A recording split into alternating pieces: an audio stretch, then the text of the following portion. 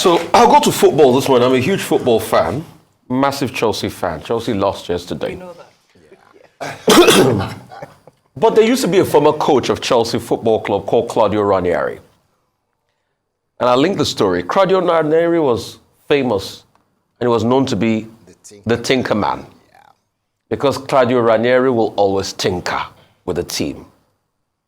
So, if in this regard, President Tinubu wants to be the tinker man here, to tinker with his cabinet, I've got no qualms with it, as long as he succeeds.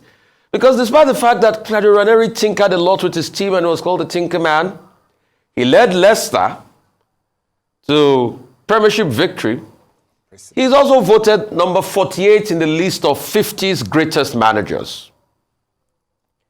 As long as when you do the tinkering, you do it right.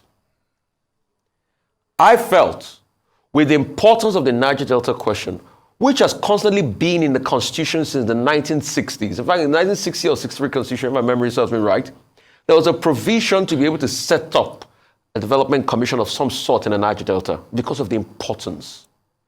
For a region that has been putting most of the foreign exchange in this country since 1956, 57, thereabout when Oloibiri took place, was started. Or for a region that even dials back when oil prospecting started in the early 1912, 1913. That region deserves a ministry.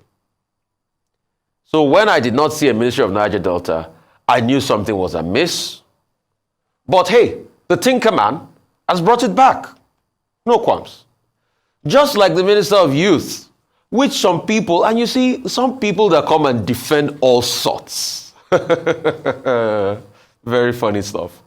Some people were defending so hard the position and saying, no, youths need an elderly person to look up to, to mentor them and all of that. But hey, I'm sure we've seen the reality of things now. Because we forget in a hurry, if my memory serves me right, it's in this country we had Frank Oweke Jr. become minister at a very young age. It's in this country we had the likes of Chief Okoye, who was Minister of State for the FCT in his 30s, becoming minister. So there's also a place for young people, and no better person to understand the language of the young, like also the young people that take a very formidable part of this country. He's also tinkered with the Ministry of Marine, blue economy and all of that. Mr. Oyetola, former governor. Yes, probably he wants to employ the experience of Mr. Oyetola, what he did, with gold in his states, Aguilala and the likes. Maybe he wants to do that in the marine industry.